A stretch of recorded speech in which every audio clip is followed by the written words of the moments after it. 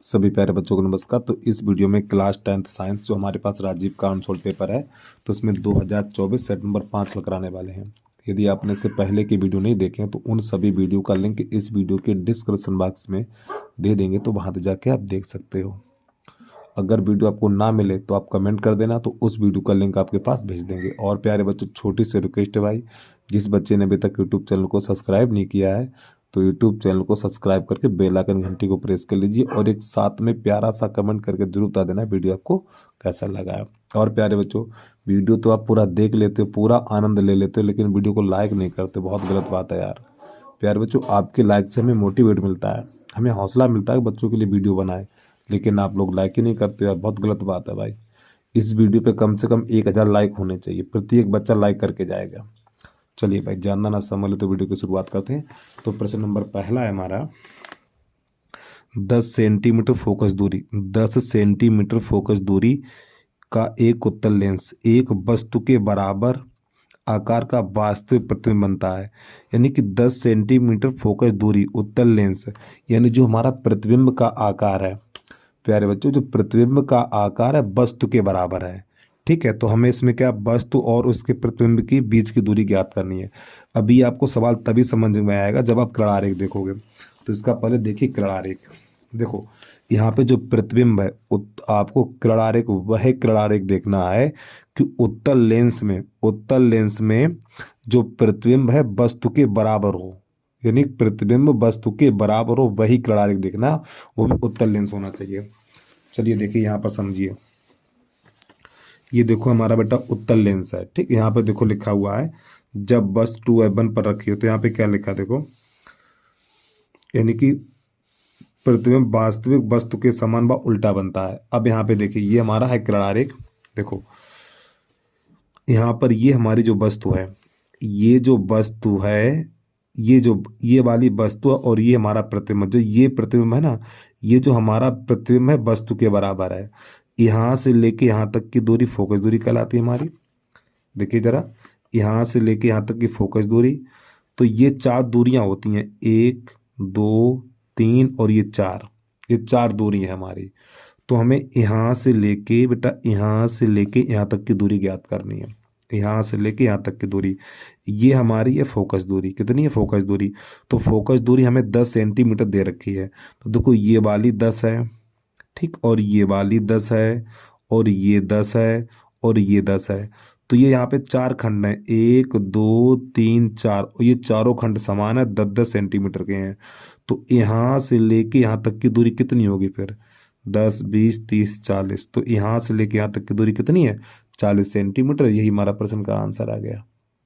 ठीक है, तो उम्मीद है आपको समझ में आ गया होगा भाई। देखो ये हमारी वस्तु है, और ये हमारी ए बी वस्तु का ये प्रतिबिंब है। तो वस्तु से प्रतिबिंब की दूरी कितनी है? 40 सेंटीमीटर है। ठीक है, चलिए अब यहाँ से अगला प्रश्न देखिएगा आप। प्रश्न नंबर 2 हमारा, एक उत्तल दर्पण द्वारा दर्पण द्वारा उत्पन्न आवर्धन सदैव होता है। तो इसका आंसर हो जाएगा 1 से कम, 1 से कम।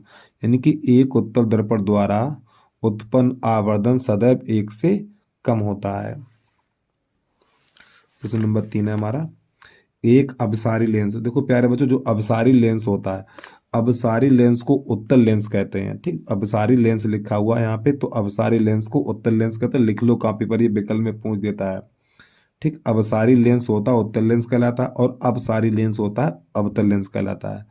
प्रश्न को एक बार फिर देखिए, एक अपसारी लेंस की फोकस दूरी, यानी कि एक उत्तल लेंस की फोकस दूरी कितनी? 20 सेंटीमीटर है। तो लेंस की क्षमता कितनी होगी ये बताना है। चलिए तब देखो, यहाँ पे 2 सूत्र होते हैं, वो 2 सूत्र कौन कौन से होते हैं समझिएगा। एक सूत्र होता है हमारा, पहले यहाँ पे लिख लो, अपसारी लेंस, अपसारी लेंस। ठीक है, तो उत्तल लेंस होता है हमारा, यानी उत्तल लेंस को अपसारी लेंस कहते हैं। उत्तल लेंस को अपसारी लेंस कहते हैं, और अपसारी लेंस को उत्तल लेंस कहते हैं। फिर इसके बाद एक और था अपसारी, अपसारी लेंस, बेटा ये कहलाता अवतल लेंस, अवतल लेंस कहलाता हमारा। अब एक सूत्र होता है हमारा, लेंस की क्षमता, ये पी होती लेंस की क्षमता। तो लेंस की क्षमता बराबर 100/F। ये 100/F कब लगाते हैं? जब फोकस दूरी हमारी सेंटीमीटर में। और एक दूसरा सूत्र होता है P बराबर 1/F। कब लगाते हैं? जब फोकस दूरी हमारी मीटर में दी हो तब लगाते हैं। तो यहाँ पे प्रश्न नंबर हमारा है 3। क्वेश्चन नंबर 3 है। तो यहाँ पे F बराबर दे रखा है हमें 20 सेंटीमीटर। कितना है? हाँ, 20 सेंटीमीटर। अब यहाँ पे कौन सा लेंस है? यहाँ पर लेंस है हमारा उत्तल। तो उत्तल लेंस की फोकस दूरी होती है धनात्मक। उत्तल लेंस की फोकस दूरी धनात्मक होती है। अब ये हमारा सेंटीमीटर में है तो ये वाला सूत्र लगेगा। अगर ये मीटर में होता तो ये वाला सूत्र लगाना था हमें। तो यहाँ पे लिखेंगे P बराबर 100 और बटा 20। तो 20 एकन 20, 20 पंजे 100। तो P बराबर निकलेगा 5 डायोप्टर। तो बेटा ये इसका आंसर आ गया। ठीक है, चलिए अगला समझिएगा। अगर यहाँ पे अगर यहाँ पे अवतल लेंस होता, अगर यहाँ पर अवतल लेंस होगा तो फोकस दूरी माइनस में रहती, तो इसका -5 डायोप्टर निकलाता है। यहाँ पे उत्तल लेंस है इसलिए प्लस रहेगा। प्रश्न नंबर 4 है हमारा। जब श्वेत प्रकाश किरण किसी त्रिकोणीय कांच के प्रिज्म की सतह पर गिरती है तो यह प्रिज्म से निर्गत होने पर अलग अलग विचलन से विभिन्न रंगों में विभाजित हो जाती है। किस रंग के लिए विचलन न्यूनतम होता है ये बताना है। देखो, विचलन न्यूनतम होता है तो आप डी पे टिक लगाएंगे, और विचलन अधिकतम होता है तो बैंगनी पे टिक लगाएंगे। अब आप इस प्रश्न को चित्र के माध्यम से समझ लो। देखो प्यारे बच्चों, ये हमारा चित्र है, ये हमारा प्रिज्म है, ये श्वेत प्रकाश किरण है। तो जब ये श्वेत प्रकाश किरण निर्गत के बाद 7 रंगों में विभाजित हो जाती है तो सबसे कम विचलन होता लाल में। ठीक है, सबसे कम विचलन किस में? लाल में। और सबसे अधिक होता बैंगनी में। तो यहाँ पे सबसे कम पूछा गया तो आप लाल पे टिक लगाएंगे। ठीक है, और इसके बाद सबसे कम लाल पे होता और सबसे अधिक बैंगनी पे होता है। ठीक, तो ये इसका आंसर हो जाएगा, लाल वाला हो जाएगा। चलिए अगला प्रश्न समझिए यहाँ से। अब आप प्रश्न नंबर है हमारा 5, इसको देखिएगा। और प्यारे बच्चों, छोटी सी भैया रिक्वेस्ट है, जिस बच्चे ने अभी तक यूट्यूब चैनल को सब्सक्राइब नहीं किया तो यूट्यूब चैनल को सब्सक्राइब करके बेल आइकन घंटे को प्रेस कर लीजिए, और वीडियो को लाइक कर दिया करो यार। आपके लाइक से हमें मोटिवेट मिलता है, बता रहा हूँ। ठीक, वीडियो को लाइक कर दिया करिए। चलिए समझिए इस प्रश्न को कैसे हल करते हैं। यदि यानी किसी पदार्थ के एल लंबाई तथा ए परिच्छेद क्षेत्रफल के तार का प्रतिरोध 4 ओम है, इसी पदार्थ के अन्य तार की लंबाई 12 तथा परिच्छेद क्षेत्रफल a/2, तो उसका प्रतिरोध कितना होगा ये बताना है। प्रश्न तो आपने देख लिया, इसे हल कैसे करेंगे देखिएगा। तो प्यारे बच्चों, यहाँ पे जो पहली लंबाई दे रखी है, ठीक है, तो प्रश्न नंबर 5 है हमारा। जो पहली लंबाई दे रखी है वो हमारी है L। ठीक, तो यहाँ पे लिखेंगे हम, यानी L1 बराबर L लिख लो, और जो क्षेत्रफल यानी A1 बराबर A लिख लो, और इसके बाद जो प्रतिरोध है R1 बराबर 4 ओम। ये अब एक हमारा सूत्र होता है हमारा R बराबर, ये बेटा विशिष्ट प्रतिरोध L/A सूत्र होता है हमारा। R क्या प्रतिरोध है, ये हमारा चिन्ह होता है रो का, इसे हम विशिष्ट प्रतिरोध बोलते हैं। ठीक है, विशिष्ट प्रतिरोध, यहाँ पे इनटू का चिन्ह L/A। अब यहाँ पे देखिए सूत्र में थोड़ा परिवर्तन करें, यहाँ 1 लिखेंगे, यहाँ पर 1 लिखेंगे, यहाँ पर 1 लिखेंगे। तो R1 बराबर विशिष्ट प्रतिरोध में कोई परिवर्तन नहीं होगा, L1/A2, सॉरी A1 होगा। प्यारे बच्चों, वहाँ पे चाहता हूँ A1। तो ये वाले मान सब यहाँ पे पुट कर दीजिए। तो R1 की जगह पे 4 लगाना, तो यहाँ पे 4 लगा दीजिए। R1 की जगह पे 4 लगाना। ठीक है, यहाँ पे 4 बराबर, ये हमारा विशिष्ट प्रतिरोध रहेगा। L1 की जगह पे L और A1 की जगह पे A, और इसको कर दीजिए समीकरण नंबर 1। अब इसके बाद यहाँ पे दूसरी लंबाई दे रखी है, तो यहाँ पे लिखिए L2 बराबर 2L और A2 बराबर A/2, और R2 बेटा हमें ज्ञात करना, तो क्वेश्चन मार्क डाल दीजिए। तो सूत्र हमारा यही रहेगा। बस यहाँ पर क्या करेंगे, यहाँ पे 1 लिखा तो यहाँ पे 2 लिखेंगे, यहाँ 2 लिखेंगे, यहाँ 2 लिखेंगे। तो यहाँ पे लिखेंगे R2 बराबर विशिष्ट प्रतिरोध में कोई प्रभाव नहीं पड़ेगा, L2/A2। तो ये वाले मान यहाँ लगा दीजिए। तो R2 तो हमें पता नहीं, चलिए भैया विशिष्ट प्रतिरोध L2 का मान कितना है, 2L है, और A2 का मान है हमारा A/2। चाहो तो इसको ऐसे कोष्ट में आप बंद भी कर सकते हो, यहाँ पे कर सकते हो ऐसे। ठीक, चाहो उसको ऐसे छोड़ दो।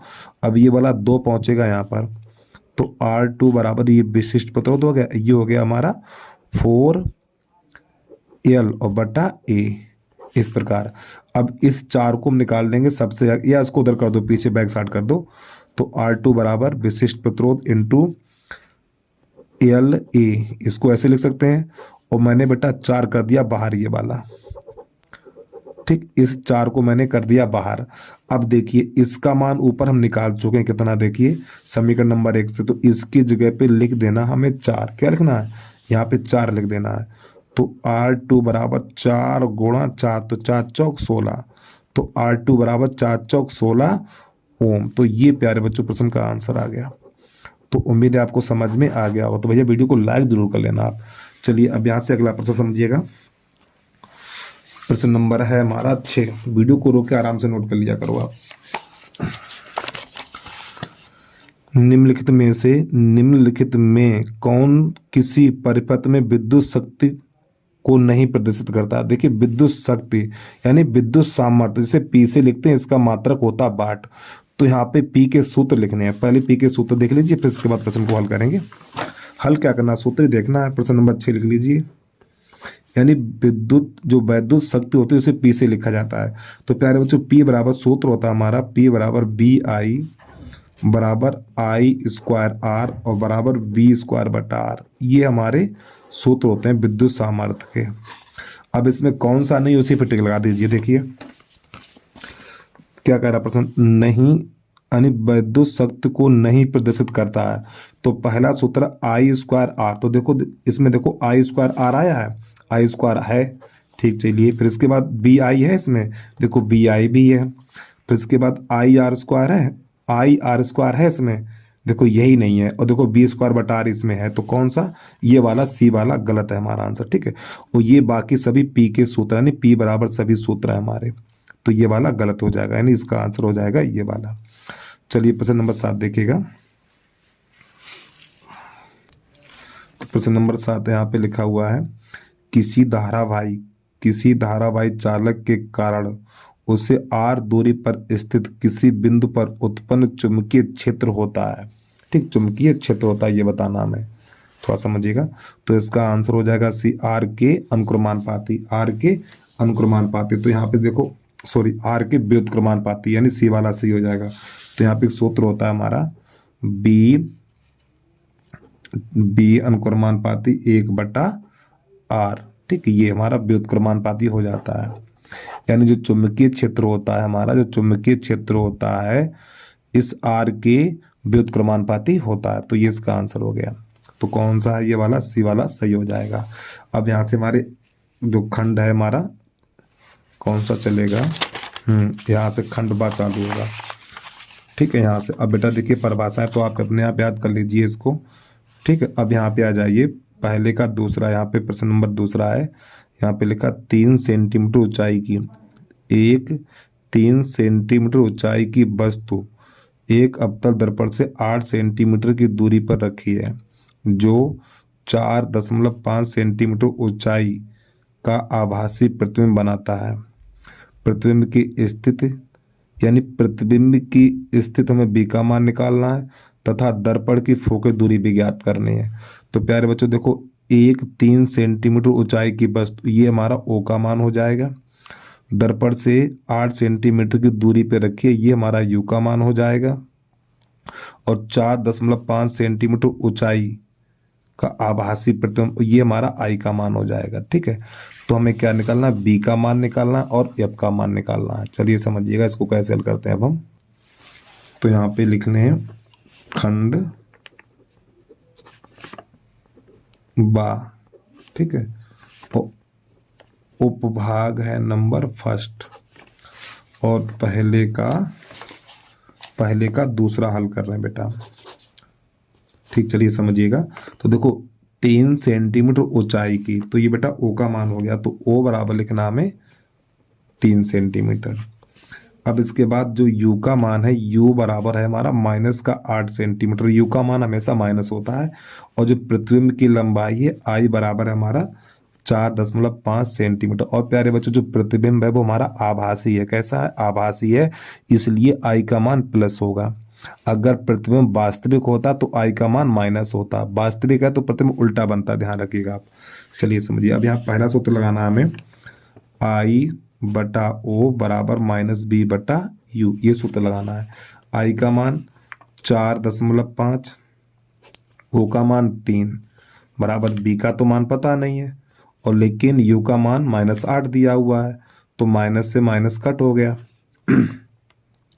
अब यहाँ से इसमें 3 का भाग लगा दो, तो 3 एकन 3 और 3 एकन 3, 0.3 × 5 = 15, और 15 15 8 120। यहाँ पे b का गुणा 1 में करेंगे तो b बराबर निकलेगा 15 8 120, और 10 से पीछे 1 अंक है तो 1 लग जाएगा, तो b बराबर 12 सेंटीमीटर।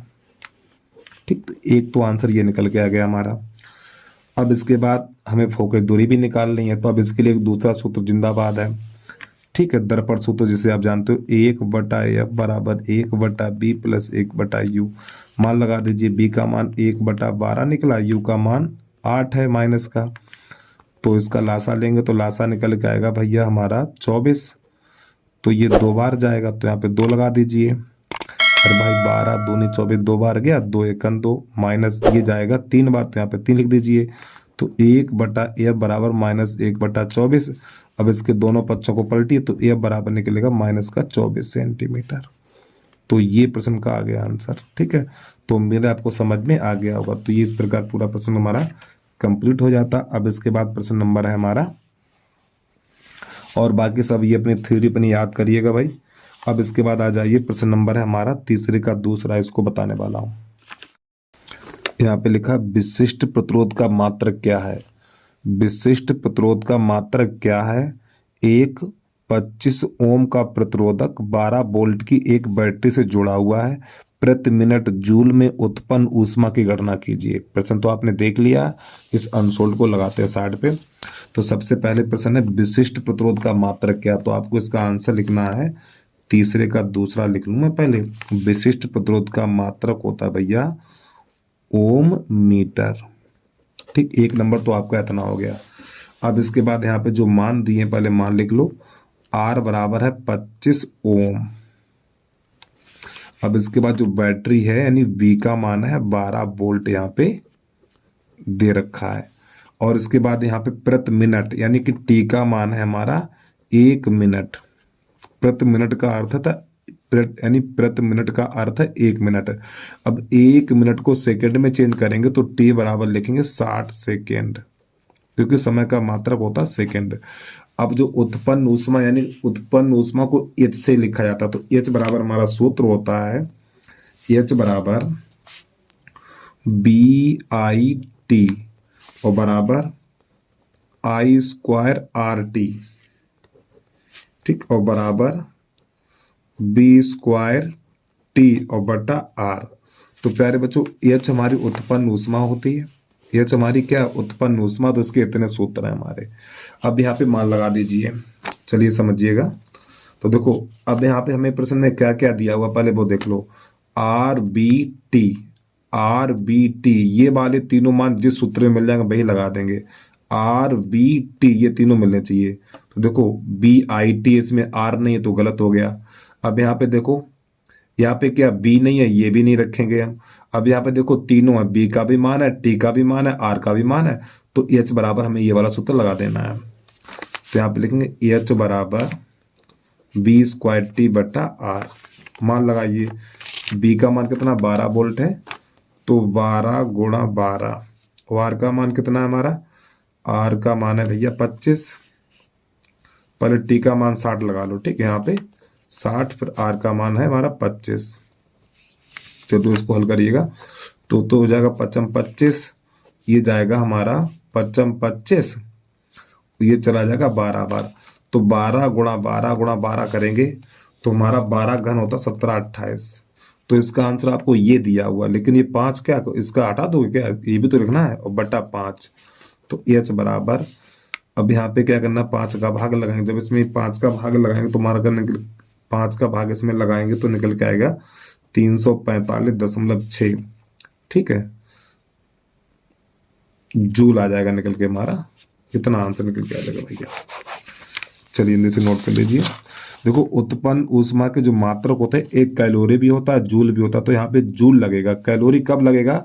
जब इसमें हम 4.2 का भाग लगा देंगे। जब इसमें हम 4.2 का भाग लगा देंगे तो ये हमारा कैलोरी में चेंज हो जाएगा, क्योंकि यहाँ पे होता है हमारा 1 जूल बराबर होता है 1/4.2 कैलोरी। कैलोरी, अगर आपको आंसर कैलोरी में ज्ञात करना है तो इसमें 4.2 का भाग लगा दो। अगर जूल में ज्ञात करना तो बस इसमें कुछ नहीं करिए, नॉर्मल आप लगा दीजिए। तो ये इसका आगे प्रश्न का आंसर। चलिए भाई, वीडियो को बैक करके आराम से देख लीजिए। अब इसके बाद आ जाइए प्रश्न नंबर 4। प्रश्न नंबर 4 में क्या कह रहा है? देखो सबसे पहले ये चित्र देख लो आप सही तरीके से। हमें सबसे पहले निकालना परिपथ का कुल प्रतिरोध। तो प्यारे बच्चों, ये दोनों प्रतिरोध है हमारे श्रेणी क्रम में, सॉरी समांतर क्रम में। ये दोनों प्रतिरोध समांतर क्रम में, सबसे पहले इसको जोड़ेंगे। फिर यहाँ पर ये 3 प्रतिरोध हमारे समांतर क्रम में है, ये भी समांतर क्रम में है और ये भी समांतर क्रम में है। तो सबसे पहले इसको जोड़ेंगे समांतर क्रम में। तो यहाँ पर हम लिखेंगे 10 ओम कामा 40 ओम। 10 ओम कामा 40 ओम को समांतर क्रम में जोड़ने पर, ठीक है। चलिए समझिएगा। तो यहाँ पे प्रश्न नंबर हम लिख लें 4। चित्र तो आपने देख लिया, तो यहाँ पे लिखेंगे 10 ओम कामा 40 ओम को समांतर क्रम में जोड़ने पर। तो जब समांतर क्रम में जोड़ेंगे तो 1/R1 ऐसे करेंगे, ठीक है। 1/10 प्लस 1/40, तो 1/R1 बराबर, तो इसका लासा आएगा 40। तो 10 चौक 40, ये 40 एकन 40, तो R1 बराबर 5/40, तो 5 एकन 5, 5 अट्ठू 40। इसके दोनों पक्षों को पलटेंगे तो R1 बराबर निकलेगा 8 ओम, इतना। अब ये बताइए, देखो ये जो हमारे प्रतिरोध हैं वो A और B के बीच में जोड़े हैं। A और B के बीच प्रतिरोध कितना है? तो यहाँ पे नई लाइन से लिखेंगे हम RAB बराबर 8 ओम। इसको हम ये भी लिख सकते हैं क्योंकि आगे हमें इसकी जरूरत पड़ेगी, इसलिए पहले से लिख के चल रहे हैं। अब क्या होगा? तो प्यारे बच्चों, इन दोनों का मान कितना हो गया? 8 हो गया। अब इन तीनों को जोड़ना समांतर क्रम में, तो यहाँ पे लिखेंगे 20 ओम, 30 ओम, 60 ओम को समांतर क्रम में जोड़ने पर। तो नई लाइन से लिखना हमें 20 ओम, 30 ओम और कामा 60 ओम को समांतर क्रम में जोड़ने पर। अब यहाँ पे लिखना 1/R2 लिखना है, ठीक है। तो 1/20 प्लस 1/20, सॉरी 30 है यहाँ पर, ठीक है। ये 30, ये वाला 30, फिर 1/60। तो प्यारे बच्चों, इसका लासा आएगा 60। तो 20 का भाग 60 में लगाएंगे, 3 बार जाएगा तो 3 एकन 3। ये 30 है और 30 का भाग 60 में लगाएंगे, 2 बार जाएगा तो 2 एकन 2, प्लस 60 का भाग 30, 60 का भाग 60 में लगाएंगे तो 1 बार जाएगा, तो यहाँ पे 1 लगा दीजिए। तो 1/R2 बराबर ऊपर वाला जोड़ेंगे तो टोटल हो जाएगा हमारा 6 और 6/60, 6 एकन 6, 6 दाम 60। तो R2 बराबर निकलेगा 10 ओम, इतना। तो प्यारे बच्चों, इसका मान ये क्या था? हमारा R1 निकला था। ये क्या था? R2 था। ये R1 है और ये R2 है। तो हम लिखेंगे R1 और R2 को श्रेणी क्रम में जोड़ने पर। तो इसके नीचे लिखिएगा नई लाइन से R1 तथा R2 को श्रेणी क्रम में जोड़ने पर। अब इसके बाद लास्ट में लिखा जाए कुल प्रतिरोध। कुल प्रतिरोध यानी R बराबर, तो R1 प्लस R2। तो प्यारे बच्चों, R1 का मान 8 है और R2 का मान 10 है, तो ये निकलेगा 18 ओम। इतना ओम बना हुआ, ठीक। ओम का चिन्ह है ये हमारा 18 ओम। अब आ जाइए प्रश्न नंबर पहला। तो प्रश्न नंबर पहला यहाँ पे कह रहा है परिपथ का कुल प्रतिरोध। परिपथ का कुल प्रतिरोध, यही तो एक आंसर ये आ गया हमारा, परिपथ का कुल प्रतिरोध, ठीक है। ये प्रश्न नंबर बेटा हमारा एक यहाँ से हो गया कंप्लीट। चौथे का परा डाल लीजिए। तो पहला इतना बड़ा था। अब इसके बाद दूसरा है, प्रश्न नंबर दूसरा कह रहा है परिपथ में प्रवाहित कुल विद्युत धारा यानी I का मान निकालना है। तो I बराबर V/R होता है। अब इस परिपथ में 18 वोल्ट की बैटरी लगी, देख सकते हैं आप। B का मान 18 हो गया और R का मान ही 18 हो गया। तो 18/18 ये से कट जाएगा, तो I बराबर निकलेगा 1 एम्पियर। 1 एम्पियर, एक बना हुआ, ठीक है। ये विद्युत धारा का मात्रक एम्पियर होता है, तो एम्पियर हमने लिख दिया। अब इसके बाद प्रश्न नंबर 3, प्रश्न नंबर 3 कह रहा है बिंदुओं ए और बी के बीच विभवांतर। तो पहले नंबर 3 डाल के लिख लें यहाँ पर हम, बिंदुओं ए व बी के बीच विभवांतर, ठीक है। तो विभवांतर यानी सूत्र बी बराबर, देखो यहाँ पर थोड़ा अलग साइड लिख के दिखा दे रहा हूँ, बी बराबर होता है आई इंटू आर। तो यहाँ पे हमें क्या करना, आई इंटू आर ए बी करना है, क्योंकि ए बी लिखा हुआ है। तो आई का तो मान हमारा ये 1 निकला, 1 गुणा और आर ए बी का मान देखो शुरुआत में मैंने बोल दिया था, लिख लो, इसकी जरूरत पड़ेगी आगे, 8 है। तो यहाँ पे इसकी जगह पे 8 लगा दीजिए।